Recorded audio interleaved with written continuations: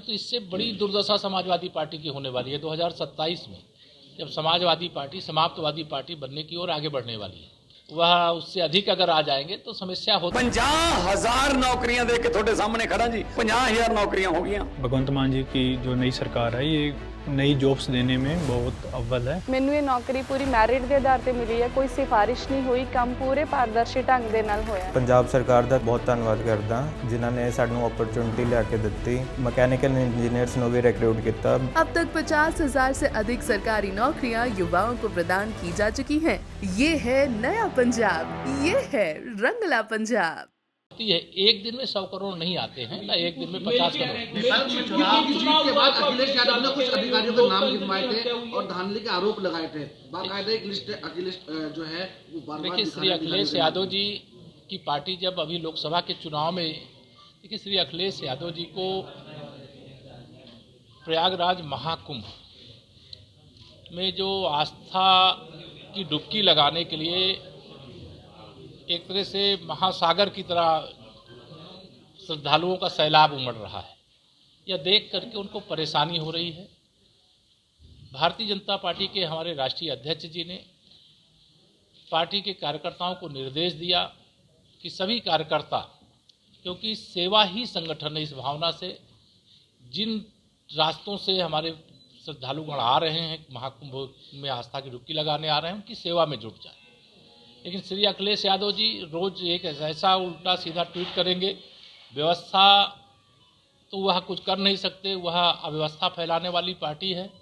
लेकिन इस प्रकार के बयानों को ऐसे समय में राज्य का जो पूर्व मुख्यमंत्री रहा हो उसके द्वारा दिया जाना अनुचित है। मैं इसकी कोई बात है वो बतावें, सुझाव दें, लेकिन वह मीडिया के माध्यम से, सोशल मीडिया के माध्यम से जो दुष्प्रचार करने का प्रयास कर रहे हैं वो गलत है। देखिए, आप अखिलेश यादव जी मत बनिए, आप पत्रकार रहिए, 100 करोड़ की बात नहीं है।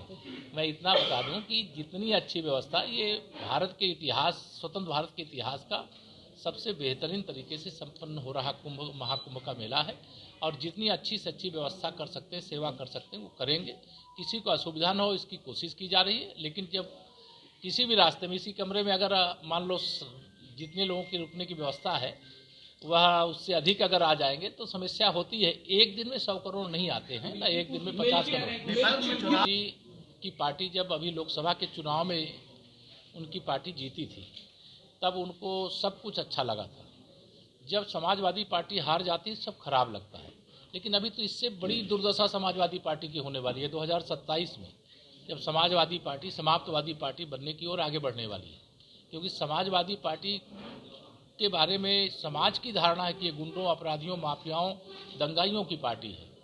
आज सुकून की ज़िंदगी, अगर चाहे मेरठ हो, चाहे गाज़ियाबाद हो, चाहे पश्चिम उत्तर प्रदेश हो, चाहे पूर्व उत्तर प्रदेश हो, मतलब सब लोग जी रहे हैं। तो इसलिए कि भारतीय जनता पार्टी का सुशासन है, अपराधियों पर नकेल है।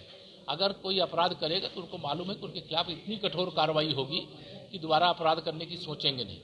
ये भारतीय जनता पार्टी की लगातार विजय भी इस बात का प्रमाण है। जनता की अदालत से भी हमको लगातार सफलता मिल रही है, आशीर्वाद मिल रहा है। संवैधानिक संस्था है, वह कोई व्यक्ति नहीं है। उसके लिए इस प्रकार का आचरण अगर कोई कर सकता है, समाजवादी पार्टी जो अराजकता का भाव मन में रखती है, हम तो जो हमारे श्रद्धालु आ रहे हैं, तीर्थयात्री आ रहे हैं, उनके स्वागत के लिए कोई कमी नहीं रहने देंगे। डबल इंजन सरकार का खजाना खुला हुआ है, लेकिन जगह जितनी है उसमें संख्या अधिक है। ये माननीय प्रधानमंत्री जी बता चुके हैं कई बार, आम आदमी पार्टी एक आपदा के रूप में थी।